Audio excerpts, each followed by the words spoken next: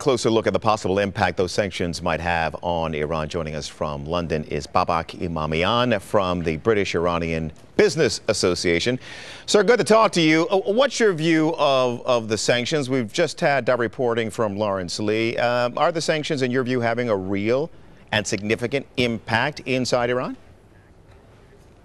It would be silly to think they don't have any effect. Of course, sanctions are having effect. They have effects on the employment. The Iranian unemployment is going up. The inflation is going up.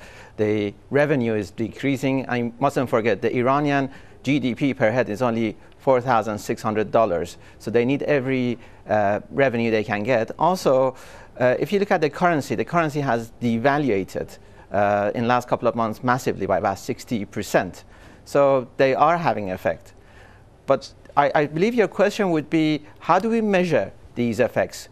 And to me, there are two ways to measure them. You measure the visible effects and invisible effects. The visible effects would be like the price of food, fuel, and also the currency. And the invisible would be the investment in oil and gas, health, defense, other public projects. Now, the Iranian government, they know this fact that we are watching the visible effects. So they are stage managing the visible effects. They are making sure the foods are in the shops, they are at low prices, the fuel are available, and they have all these shows on television showing that the public projects are on course, because they are hoping this way they would convince us the sanctions are ineffective. Well, Mr. Emamian, isn't the truth here that the Iranian treasury is really awash with petrodollars, but that perhaps the real issue is the failure over the years of Iran's economy to diversify beyond oil?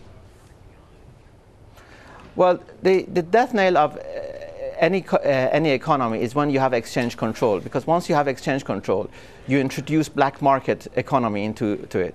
And for the last 33 years, you've had black market economy in Iran, starting with its currency black market economy. And now you have two kind of economies in Iran. One, the real economy, and the other one is the black market economy. And what is happening is nobody's in control and nobody knows what is happening with the real economy. But they are having effects. And this idea of there is plenty of cash, no, there is a figure between 35 to 70 billion in reserves, which was allocated to fend off any currency fluctuation, to protect the currency. Now they've removed that and they've allocated to basic amenities like food and fuel to keep the prices down. That's why you see that the currency has fluctuated so much and is devalued in the last 2 months by 60%.